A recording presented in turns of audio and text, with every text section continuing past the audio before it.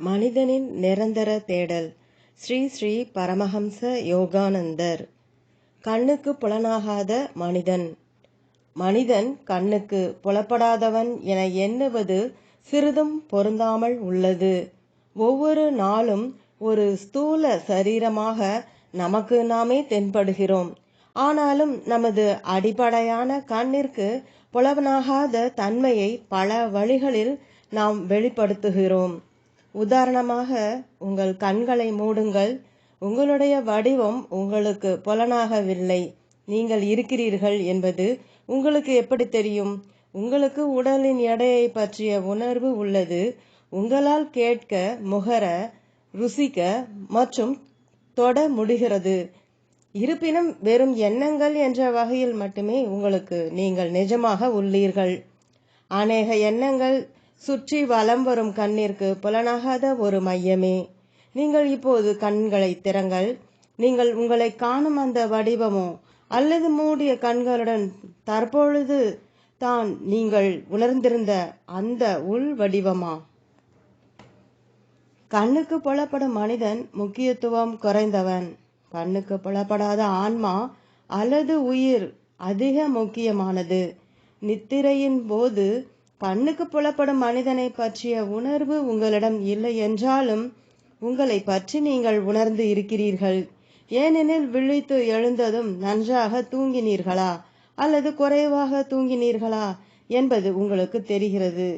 ஆகவே கண்ணுக்கு புலப்படாத உங்களுடைய ஆன்மாதான் உண்மையானது. அதை அகற்றி விட்டீர்களானால் உங்களுடைய வெளியே புலப்படும் தன்மை அர்த்தமற்றதாகிறது.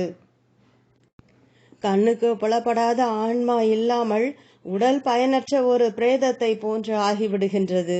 கண்ணுக்கு புலப்படாத உள்ளே உள்ள மனிதனே நிஜமானவன். ஆனால் வினோதம் என்னவெனில், கண்ணுக்கு புலப்படாத அந்த ஆன்மா என்பது என்ன என்று மனிதன் ஆராய முயல்வதில்லை என்பதுதான்.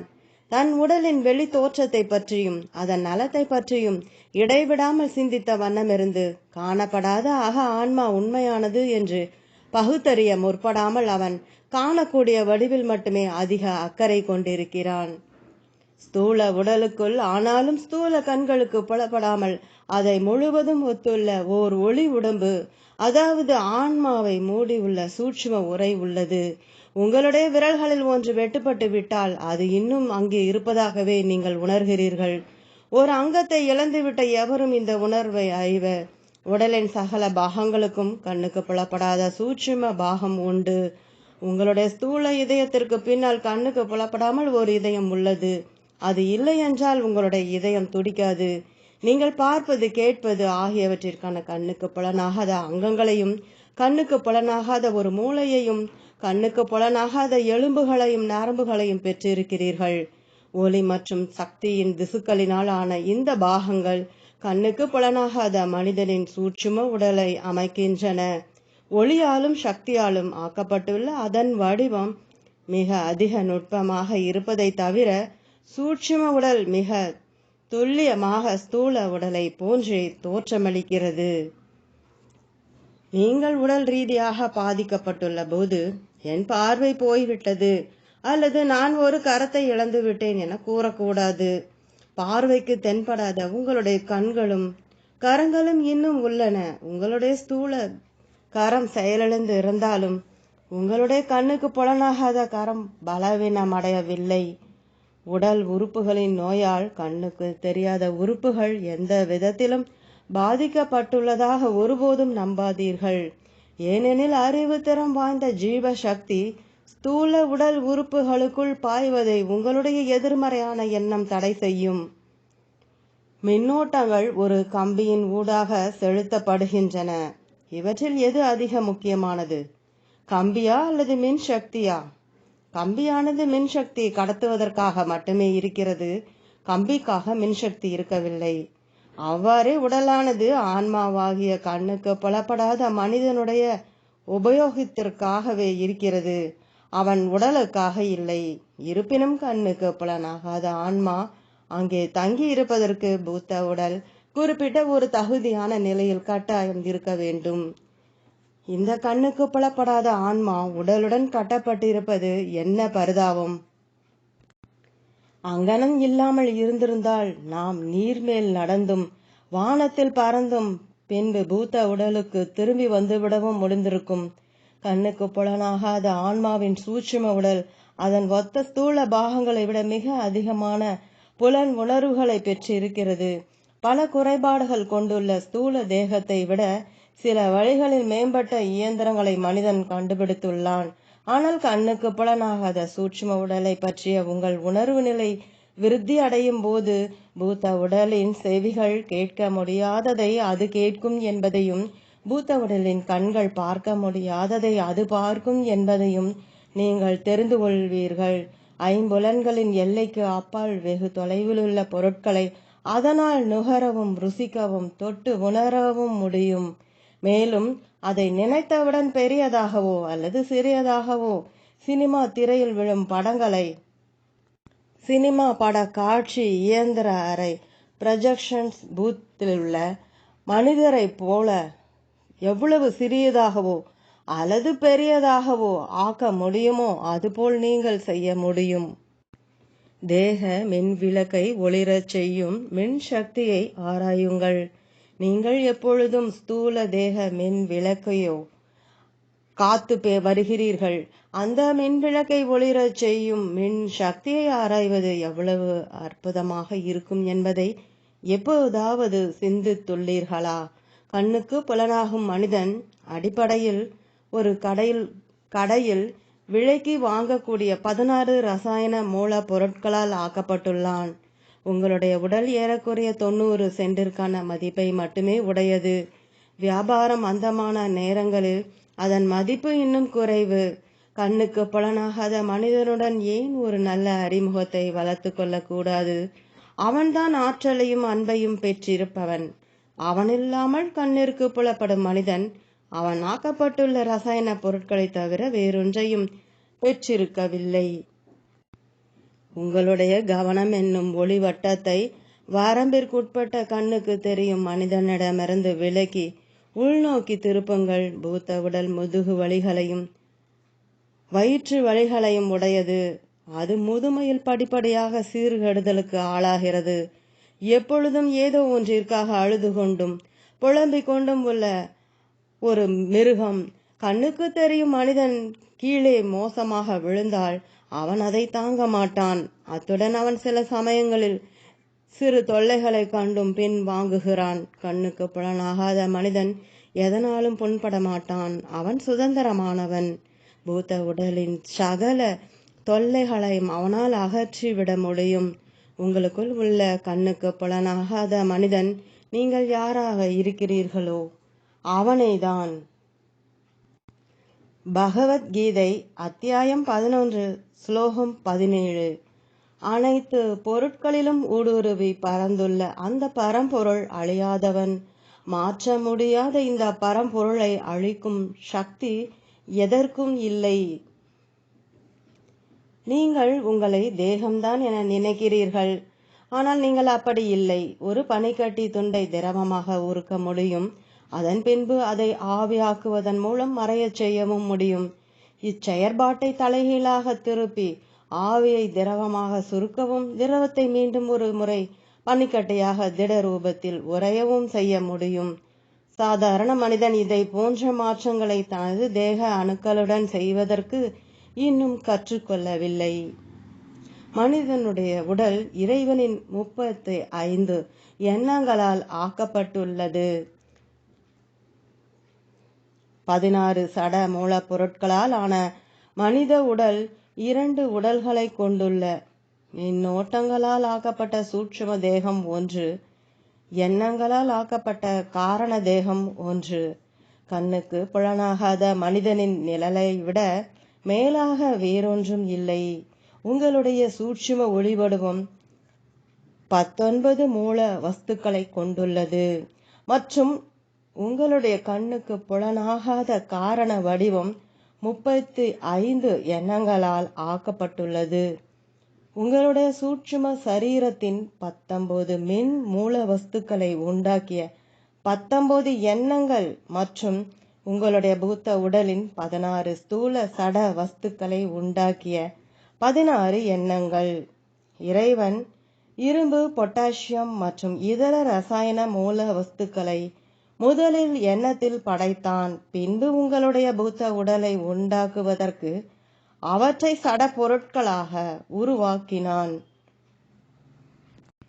நிஜமான நீங்கள் கண்ணுக்கு புலனாகாதவர், ஏனெனில் உங்களுடைய பூத்த உடலும் அத்துடன் கூட படைப்பில் உள்ள அனைத்தும் முதலில் எண்ணத்தில் படைக்கப்பட்டதாகும்.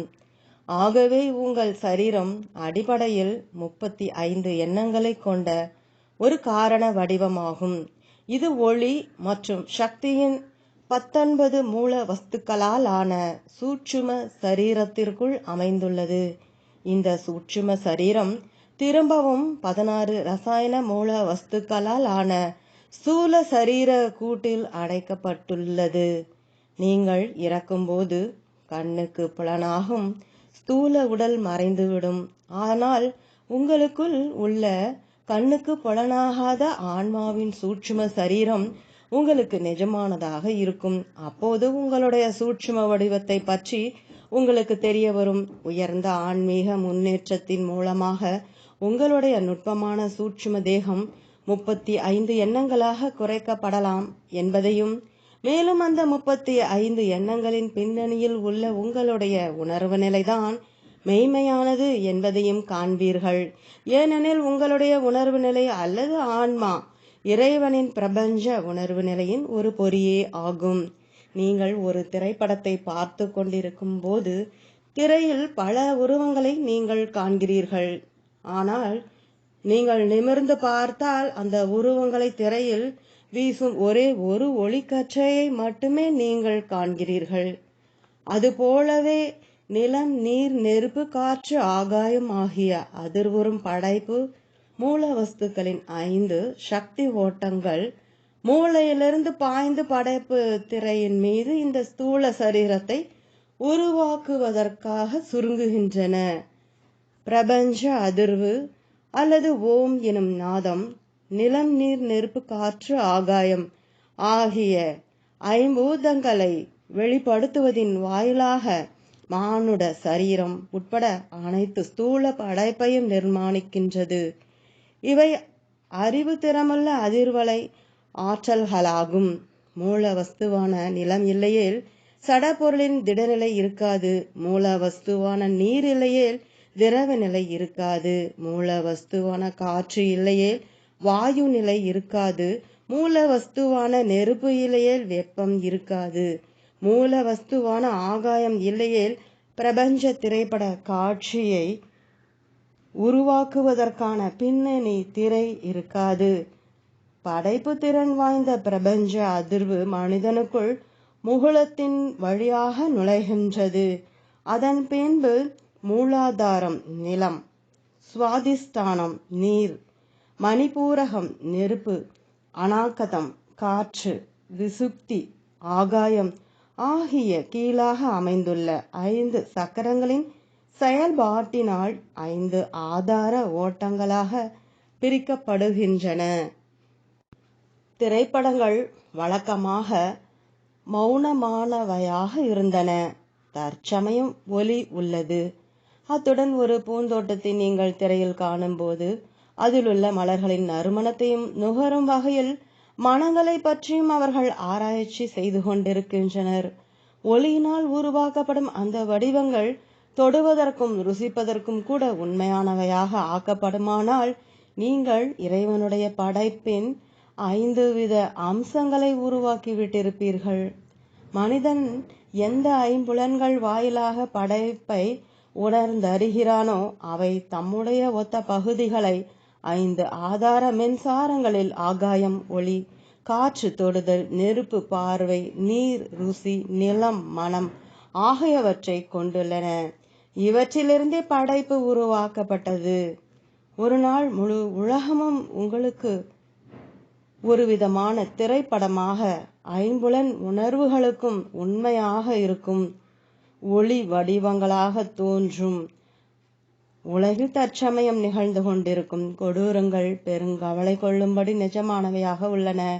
ஆனால் அவற்றை ஒளி மற்றும் நிழலின் படைப்புகள் என்று உங்களால் காண முடியும் போது அவை இறைவனுடைய நாடகத்தின் ஒரு பகுதி, ஒரு காட்சி மட்டுமே என்பதை நீங்கள் புரிந்து கொள்வீர்கள். நீங்கள் தசையினாலான ஒரு உடலை கொண்டுள்ளதாக கனவு மட்டுமே கண்டு கொண்டிருக்கிறீர்கள். உங்களுடைய உண்மையான ஆன்மா ஒளி மற்றும் உணர்வு நிலை ஆகும். நீங்கள் பூத்த உடல் அல்ல. தேகத்தின் கண்ணுக்கு புலனாகும் தன்மை நமது ஸ்தூல உணர்வு நிலையை ஏமாற்றுகின்றது. நீங்கள் உயர் உணர்வு நிலையை, உங்களுடைய உண்மையான ஆன்மாவை பற்றிய விழிப்புணர்வை விருத்தி செய்வீர்களானால் தேகமானது அகத்தே இருக்கும் கண்ணுக்கு புலனாகாத ஆன்மாவின் ஒரு நீட்டிப்பு மட்டுமே என்பதை நீங்கள் அறிந்து கொள்வீர்கள். அப்போது உடலை கொண்டு நீங்கள் எதையும் செய்ய முடியும். ஆனால் நீரின் மேல் நடப்பதற்கு இப்பொழுதே முயல வேண்டாம்.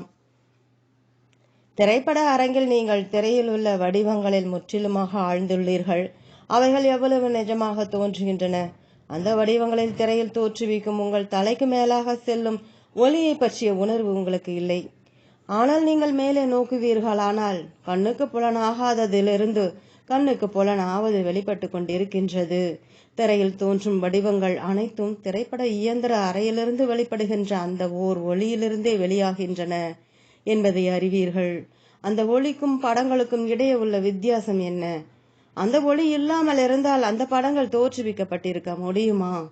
கண்ணுக்கு புலனாகாத மனிதன் இல்லையானால் கண்ணுக்கு புலனாகும் மனிதனும் இருக்க மாட்டான்.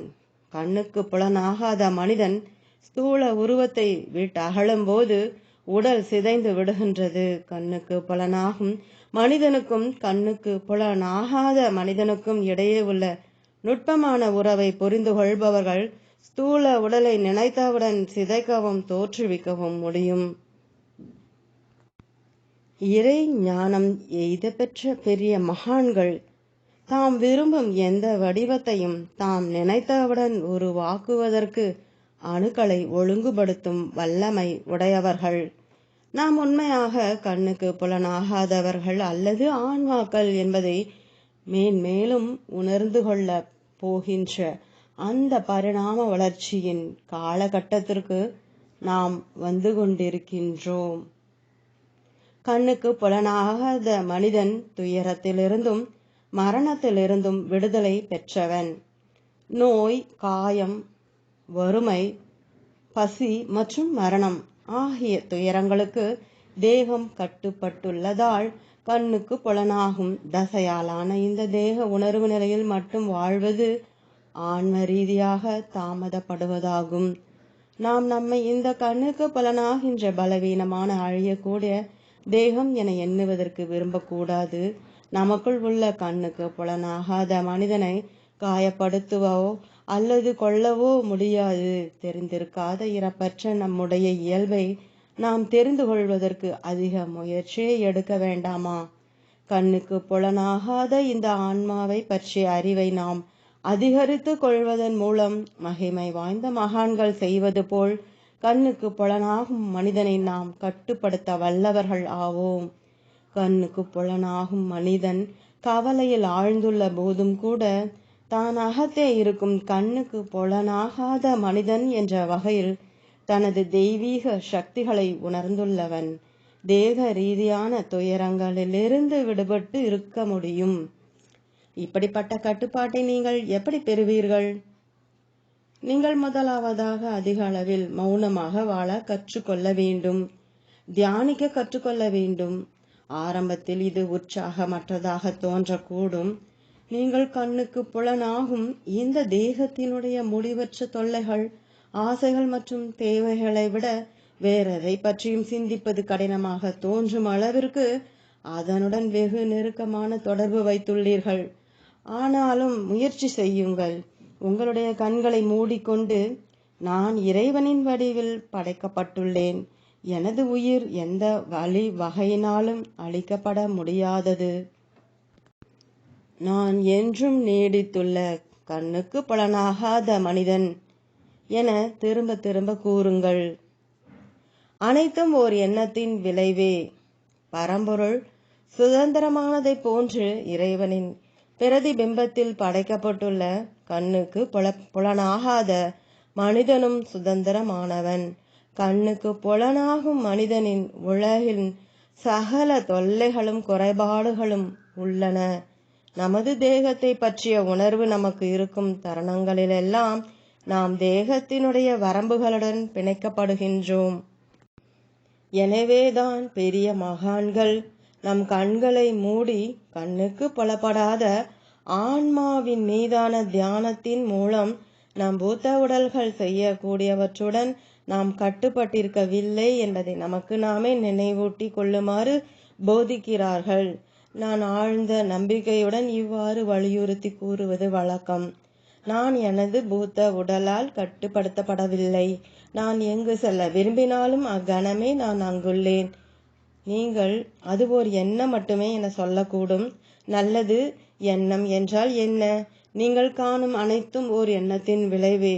எண்ணம் இல்லாமல் ஏதொன்றையும் நீங்கள் மனத்தில் கற்பனை செய்து பார்க்க முடியாது. கண்ணுக்கு புலப்படாத எண்ணம் அனைத்து பொருட்களுக்கும் அவற்றின் நிஜத்தன்மையை தருகிறது.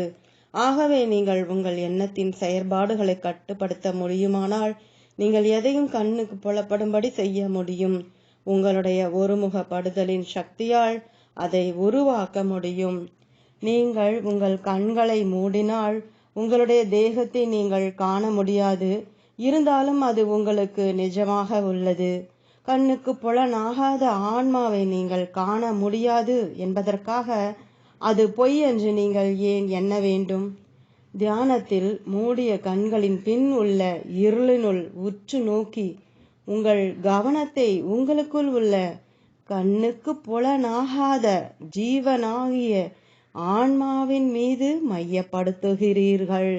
குருவினால் அளிக்கப்பட்ட விஞ்ஞான ரீதியான தியான உத்திகளின் மூலம் உங்களுடைய எண்ணங்களை கட்டுப்படுத்தவும் மனதை உள்முகப்படுத்தவும் கற்றுக்கொண்டு நீங்கள் படிப்படியாக ஆன்மீக விருத்தி பெறுவீர்கள். உங்களுடைய தியானங்கள் ஆழ்ந்து செல்லும். மேலும் அகத்திலுள்ள இறைவனின் ஆன்ம பிம்பமாகிய உங்களுடைய கண்ணுக்கு புலனாகாத ஆன்மா உங்களுக்கு உண்மையானதாக மாறும்.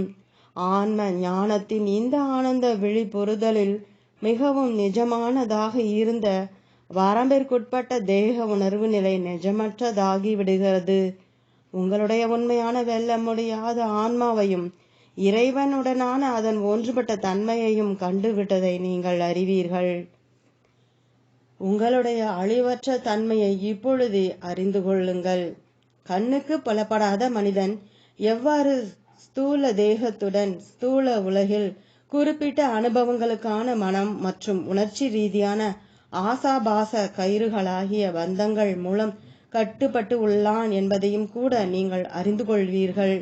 ஆழ்ந்த தியானத்தால் அக்கயிறுகளை நீங்கள் அவிழ்க்க முடியுமானால் அவன் விடுதலை பெறுவான். அத்துடன் நீங்கள் இறைவனின் உண்மையான ஒரு வடிவம் என்பதையும் நீங்கள் அறிவீர்கள்.